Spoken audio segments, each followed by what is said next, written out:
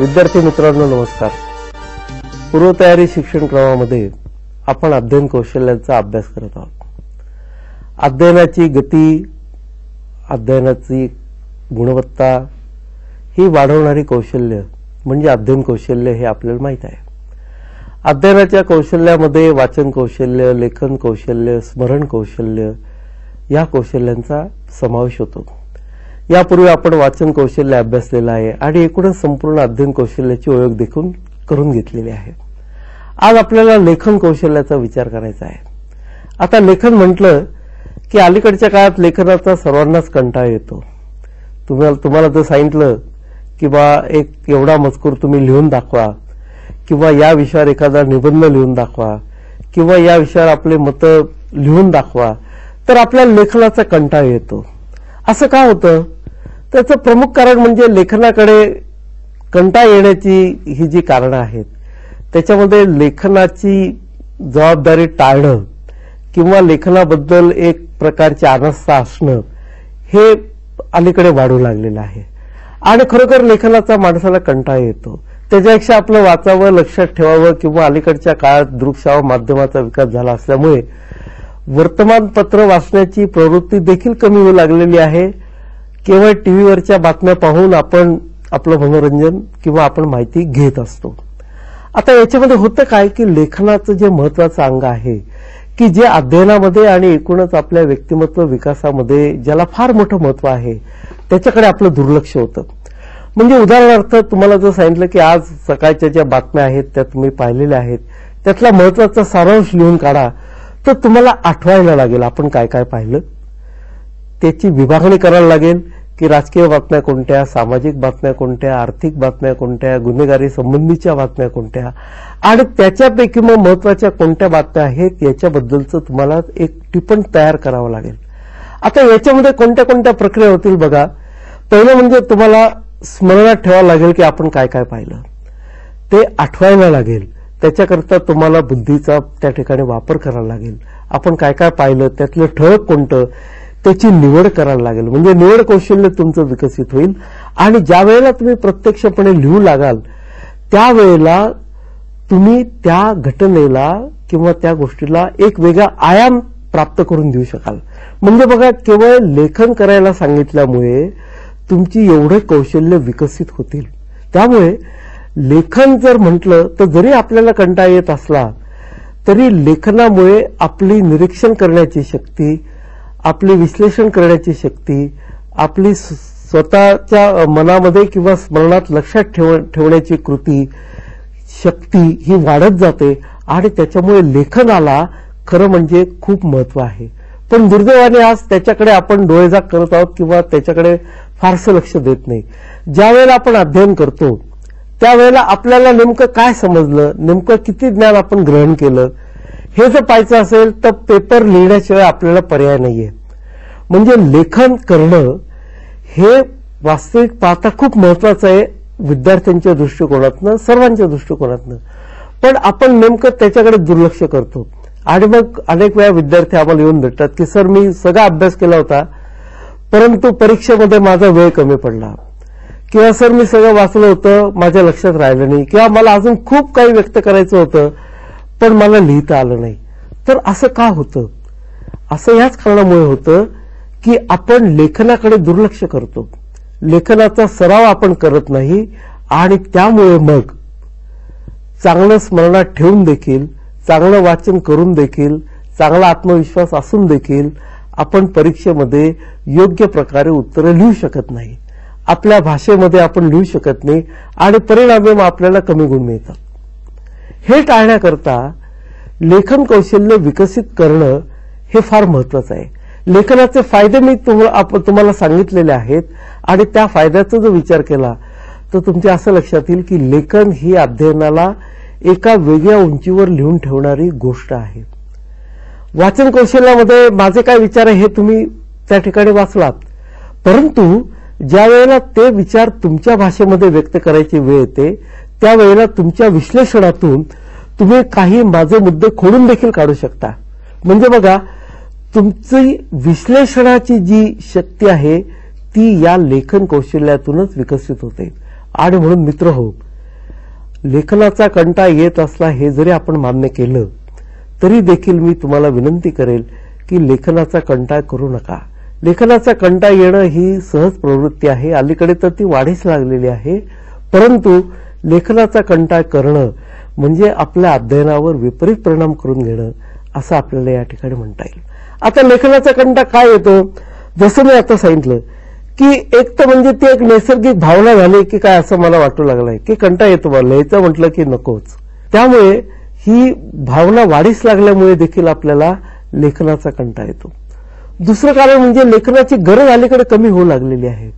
आज जर मला माझ्या नातेवाईकांची खुशाली जाणून घ्यायची असेल तर मी वर्तमान पोस्टकार्ड विकत घेत नाही, आंतरदेशीय पत्र विकत घेत नाही. मी काय करतो, त्यांना फोन लावतो आणि त्यांची खुशाली विचारतो आणि मला जी माहिती हवी किंवा जी माहिती द्यायची आहे ती मी त्यांना देतो. त्याच्यामुळे लेखनाची गरजच कमी झालेली आहे. आणि या तंत्रज्ञानाच्या जगामध्ये लेखनाची गरज कमी झाल्यामुळे लेखन करण्याचे प्रसंगच आपल्यावर ओढवत नाही आणि त्याच्यामुळे मग आपल्याला पत्रलेखनासारखे प्रसंग आपल्यावर येत नाहीत. पूर्वी शालेय अभ्यासक्रमात अलीकडेही तो प्रश्न आहे की पत्रलेखन हा एक खरं म्हणजे खूप मोठं कौशल्य आहे. अल्प जागेमध्ये अल्प वेळेमध्ये कमीत कमी शब्दामध्ये प्रत्येकाची विचारपूस करणं, आपल्या घरात काय घडलंय हे सांगणं, त्यांच्या घरात काय घडलंय त्याचा त्या ठिकाणी चौकशी करणं आणि सर्वांशी आत्मीयतेने प्रेमाने संवाद साधणं, यासाठी पत्रलेखन खूप महत्वाचं आहे. पण अलीकडे पत्र लिहायला बसलो आपण तर काय लिहायचं इथून आपली सुरुवात असते आणि म्हणून लेखनाची गरज कमी झाल्यामुळे लेखन त्या ठिकाणी आपण करत नाही, ही आपली दुसरी अडचण आहे. तिसरी अडचण आहे की लेखन करताना आपल्याला अधिक विचार करावा लागतो.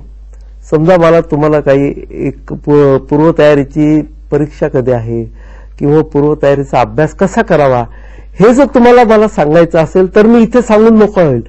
पण हेच जर पत्राने मला कळवायचं असेल तर मला विचार करावा लागेल की मी सुरुवात कुठे करू, आपली संवादाची सुरुवात कुठे करू, तुम्हाला काय संबोधू, मित्र संबोधू की विद्यार्थी म्हणू, काय म्हणू, इथून माझी विचार प्रक्रिया सुरू होईल.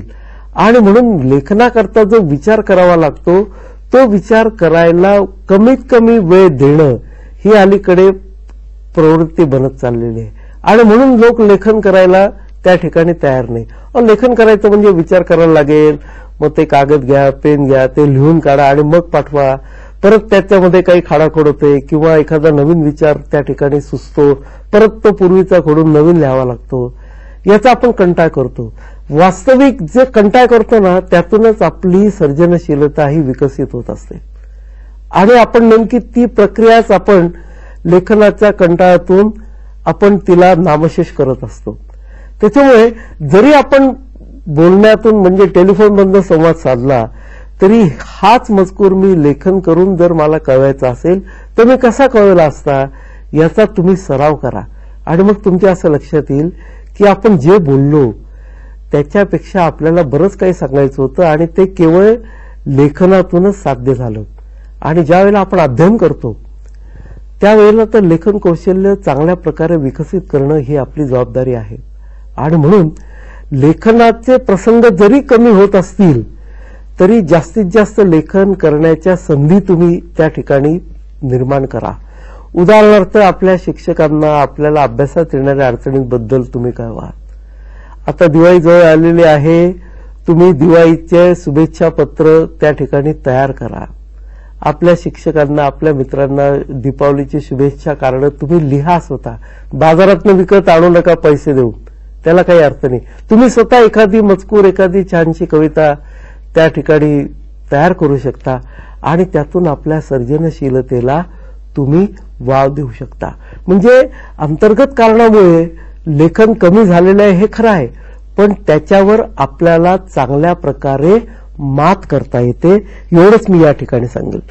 दुसरं म्हणजे लेखन केलं की आपल्यावर जबाबदारी येते. आपण एखाद्या टेलिफोनवर एखादा संवाद साधतो आणि काही वेळेला अडचणीच्या प्रसंगाला कोणतं नाही मी असं बोललोच नव्हतो, पण समजा तुम्ही तसं बोलला असाल आणि त्यामुळे काही गैरसमज निर्माण झाले असतील तर ती जबाबदारी तुम्ही स्वीकारणं आवश्यक आहे. पण आपण ती स्वीकारत नाही. आपण काय म्हणतो, नाही मी असं बोललोच नव्हतं, त्याला असं कसं काय वाटलं, किंवा त्याने गैरसमज करून घेतला. हे चुकीचं आहे. याउलट जर तुम्हाला लेखनाद्वारे तशा प्रकारचा संवाद साधायला सांगितलं तर तुम्ही तुमची भाषा, तुमचा आशय, तुमचं संबोधन म्हणजे कोणाला लिहित आहात. जर वरिष्ठ व्यक्ती असेल तर तिला तुम्ही माननीय लिहाल, जर मित्र असेल तर प्रिय मित्र लिहाल, जर अनोळखी व्यक्ती असेल तर महोदय लिहाल. म्हणजे हे 3 शब्द तुम्हाला ठाऊक असणं, त्या व्यक्तीचा योग्य आदर ठेवून त्याच्याशी संवाद साधणं हे तुम्ही कराल. म्हणजे जे बोलण्यातून आपल्याला माहित नव्हतं ते लेखनातून आपण शिकतो किंवा शिकू शकतो. आणि म्हणून जास्तीत जास्त संवाद हा लेखनातून कसा साध्य करता येईल याचा तुम्ही प्रयत्न करा, की जेणेकरून तुमचं लेखन कौशल्य चांगल्या प्रकारे विकसित होईल. आज देखील जे मोठमोठे लेखक आहेत ते आपल्या वाचकांना त्यांच्या प्रतिक्रिया आल्यानंतर स्वतःच्या हस्ताक्षरात पत्र लिहितात. ते असं का करतात? कारण एक प्रकारची आत्मीयता त्यातून दिसून येते आपल्या वाचकांप्रती, आणि वाचकालाही वाटतं की आपल्या स्वतःचं नाव आपल्या आवडत्या लेखकांनी लिहिलं, त्याला देखील त्या लेखकाबद्दल आदर वाटतो. म्हणून लेखन ही एक मनाशी संवाद साधण्याची प्रक्रिया आहे, आणि ती प्रक्रिया साधण्याकरता, ते कौशल्य प्राप्त करण्याकरता लेखनाचं कौशल्य विकसित करणं हे फार आवश्यक आहे. आता ही अंतर्गत कारणं आपण पाहिली. काही बाह्य कारणं देखील लेखनाचा कंटाळा येण्यास जबाबदार आहेत. त्यातलं पहिलं म्हणजे समजा माझ्याकडे लेखन साहित्य नसेल चांगल्या प्रकारे, तर मी म्हणतो आता चांगले कागद नाही, चांगले पेन नाही लिहायला, मग मी लेखनाचा कंटाळा करतो. तर आता चांगलं काय वाईट काय, आता अलीकडे वस्तूंच्या किमती, पर्टिक्युलरली पेन म्हणा, बॉल पेन आले, नवीन नवीन पेन्स बाजारात आलेले, त्याच्यामुळे किमती काही जास्त नाहीयेत. आणि कागदाचा म्हणाल तर चांगल्या प्रकारे कागद जरी तो आपण पाटपट वापरला तरी चांगल्या प्रकारे आपण वापर करू शकतो. अलीकडच्या काळामध्ये गव्हर्नमेंट ऑफिसेसमध्ये आणि मोठमोठ्या कॉर्पोरेट ऑफिसेसमध्ये पर्यावरणाचं रक्षण करण्याकरता वापरलेल्या कागदावर पाटपोट लिहिण्याची एक पद्धत रूढ झालेली आहे. आणि त्याच्यामुळे काय होतं की कागदाचा अपव्यय होत नाही, वृक्षांची कत्तल थांबते, आणि मुख्य म्हणजे कमीत कमी कागदाचा वापर करून जास्तीत जास्त आशय हा कसा व्यक्त करावा हे कौशल्य पण ऑटोमॅटिकली विकसित होतं. आता आपल्याला लेखन करताना काही फार मोठा भारी कागद लागतो का? नाही लागत. तुम्ही तुमच्या मागच्या वर्षीच्या वह्या, त्याची एक बाजू कोरी असेल तर त्या बाजूचा वापर करू शकता, आणि त्यातून आपलं लेखन कौशल्य विकसित करू शकता. म्हणजे माझ्याकडे कागद नाही, माझ्याकडे पेन नाही, माझ्याकडे काहीच नाही असं म्हणून लेखन टाळू नका. तुम्ही अल्प साधनांमध्ये चांगल्या प्रकारे लेखन साहित्य तुम्हाला मिळू शकतं, आणि आपल्या लेखन कौशल्याचा तुम्ही विकास करू शकता. हे मित्र कृपा करून लक्षात घ्या.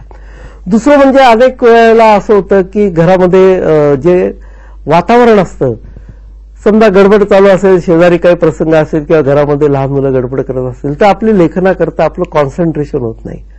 मग अशा वेळेला तुम्ही थोडंसं बाहेर येऊन, मोकळ्या जागी येऊन, घराच्या बाहेर येऊन किंवा गच्चीवर जाऊन त्या ठिकाणी शांत वातावरणामध्ये लेखन करू शकता.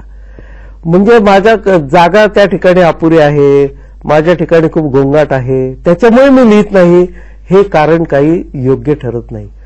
तुम्ही चांगल्या प्रकारे जागा शोधून जिथे शांतता आहे त्या ठिकाणी जाऊन आपलं लेखन कौशल्य हे विकसित करा, आणि तेच तुम्हाला अध्ययनामध्ये फार महत्वाचं आहे, हे मी यापूर्वी सांगितलेलं आहे.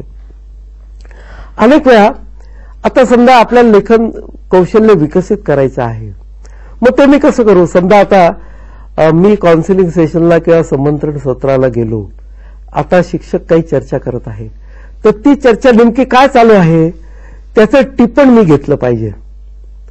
म्हणजे सर काय सांगतायत ते जसंच्या तसं उतरवून न घेता त्यातला जो महत्वाचा भाग आहे, जी महत्वाची संकल्पना आहे त्याचं टिप्पण मी घेतलं पाहिजे. त्यातून आपलं कौशल्य, लेखन कौशल्य विकसित करता येईल. यातनं काय होईल की नेमकी महत्वाची संकल्पना कोणती हे तुम्ही ओळखू शकाल. सर्व व्यवस्थित तुम्हाला ग्रहण करावं लागेल अगोदर, कारण काय लिहायचं आहे म्हटल्यावर संपूर्ण काळजीपूर्वक ऐकण्याची जबाबदारी आपल्यावर येऊन पडते. आणि श्रवण कौशल्यामध्ये आपण पाहिलेलं आहे की नुसतं ऐकणं म्हणजे श्रवण नव्हे, तर लक्ष देऊन लक्ष केंद्रित करून मनामध्ये जास्तीत जास्त माहिती साठवून घेऊन ऐकणं म्हणजे श्रवण कौशल्य. आता श्रवण करताना नुसतं ऐकणं म्हणजे श्रवण नाही, आणि म्हणून जेव्हा तुम्ही लेखन कराल तेव्हा कान देऊन ऐकणं, लक्षपूर्वक ऐकणं हे फार आवश्यक आहे. आणि बघा, म्हणजे लेखन कौशल्य विकसित करायचंय, पण ऑटोमॅटिकली त्याच वेळेला आपलं श्रवण कौशल्य देखील विकसित होत आहेत. म्हणजे ही कौशल्य वेगवेगळी नसून एकमेकांमध्ये अशा पद्धतीने गुंतलेली आहेत की एकाचा विकास केला की दुसरं आपोआप त्या ठिकाणी वाढ धरू लागतं. आणि म्हणून लेखन करताना काय लेखन करायचं, काय टिप्पण काढायचं, याच्याकरता व्यक्ती समोरची काय बोलत आहे हे काळजीपूर्वक ऐकणं खूप आवश्यक आहे. म्हणजे टिप्पण आपण त्या ठिकाणी घेऊ शकता हे आपण या ठिकाणी पाहिलं. दुसरं म्हणजे आपली लेखनाची गती आपण सुधारू शकतो. अनेक वेळा असं होतं की लेखनाचा वेग हा कमी असतो आणि त्याच्यामुळे आपल्याला अनेक त्या ठिकाणी अडचणी येतात. मग त्याच्याकरता एखादा पॅराग्राफ निवडा, वर्तमानपत्रामधला म्हणा, एखाद्या पुस्तकामधला म्हणा, आणि 2 मिनिटांमध्ये आपण किती भाग लिहून काढला हे याचा तुम्ही सराव करा. तुम्हाला वाटलं की 2 मिनिटांमध्ये किंवा 5 मिनिटांपेक्षा जास्त वेळ लागलेला आहे, तर परत तसा सराव तुम्ही करा की जेणेकरून कमी वेळेमध्ये तुम्हाला तोच पॅराग्राफ लिहिता येईल.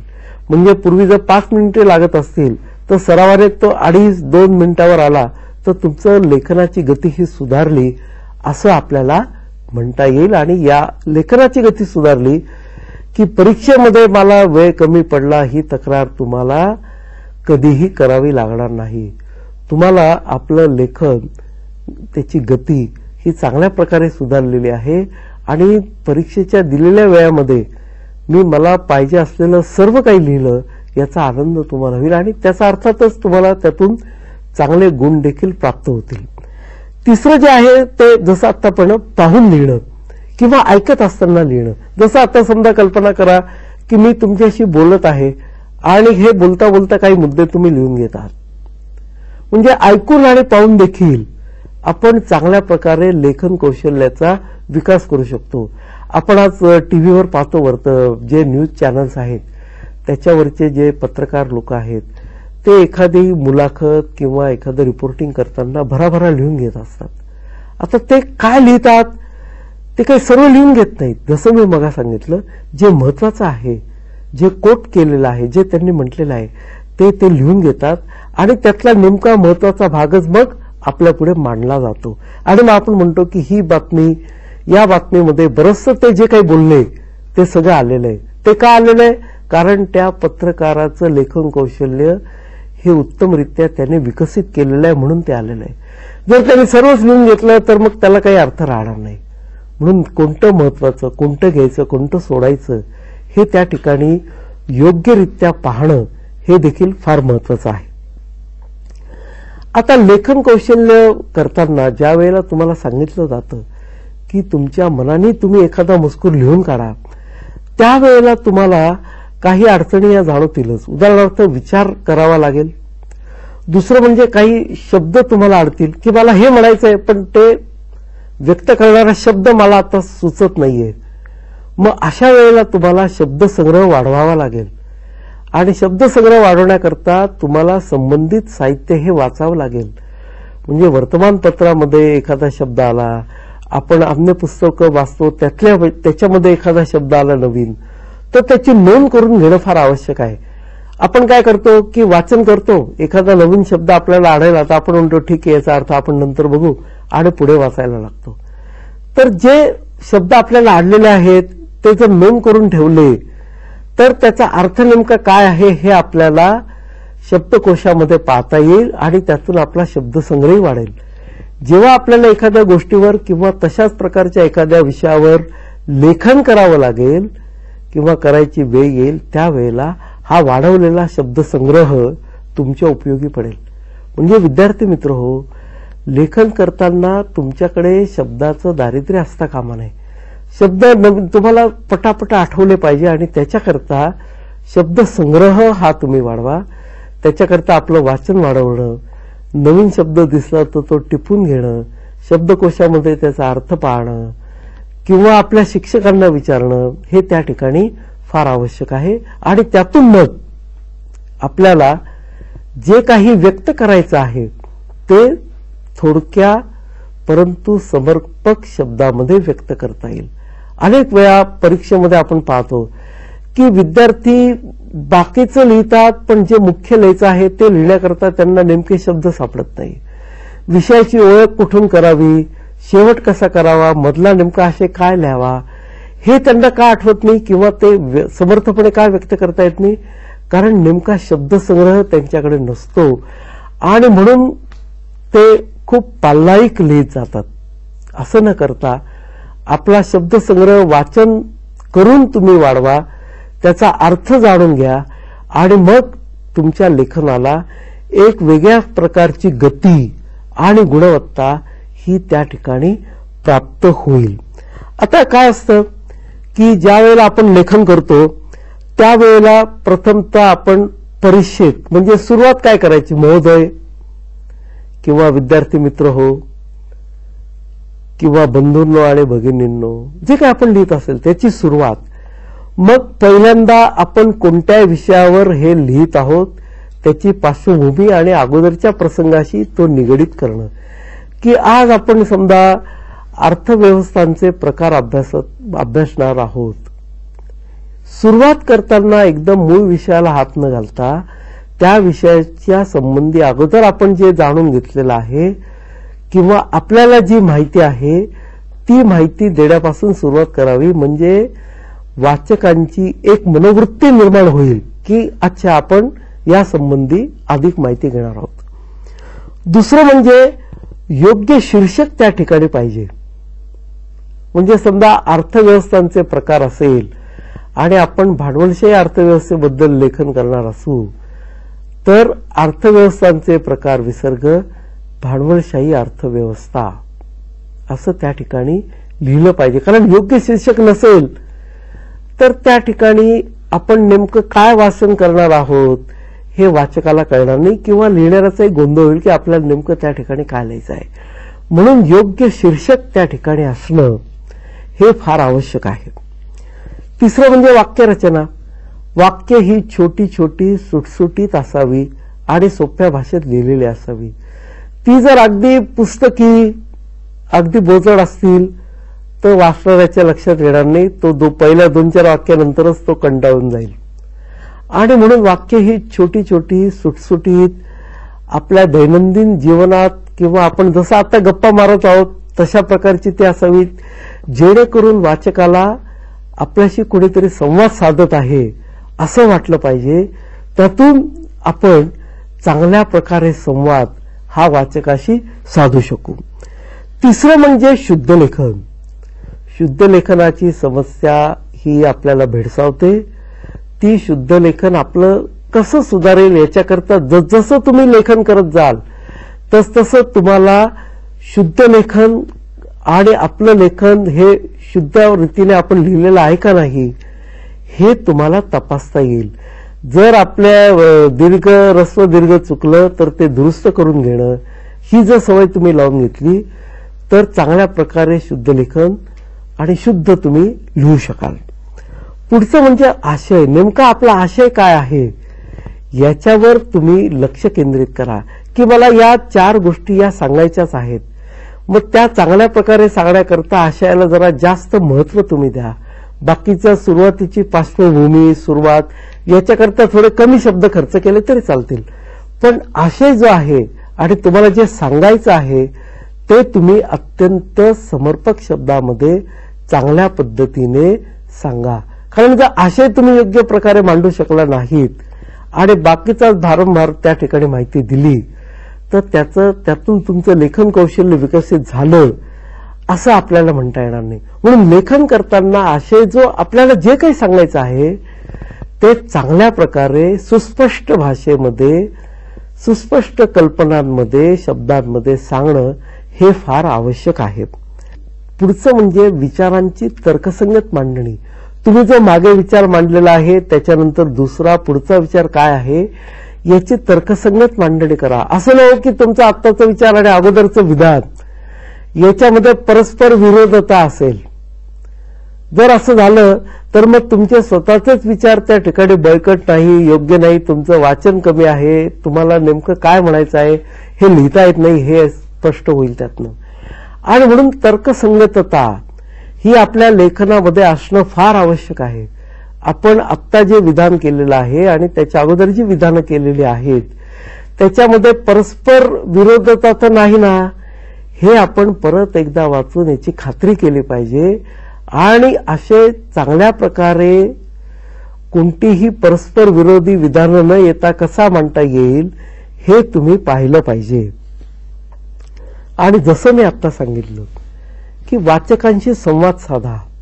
तुमची लेखन क्रिया अशी पाहिजे की वाचकाला असं वाटतं कामा नये की या व्यक्तीला खूप ज्ञानाचा गर्व आहे, या व्यक्तीला माझ्यापेक्षा जास्त कळतं म्हणून ही व्यक्ती माझ्याशी फटकून किंवा दूर राहते असं त्याला वाटतं कामा नये. जेणेकरून मला जे काही सांगायचं आहे मग तो किती अशी अवघड असो, मी जर सोप्या भाषेमध्ये अगदी व्यक्तिगत संवाद साधून त्यांना जर म्हणजे वाचकांना जर सांगितला तर वाचक ते चांगल्या प्रकारे ग्रहण करतात.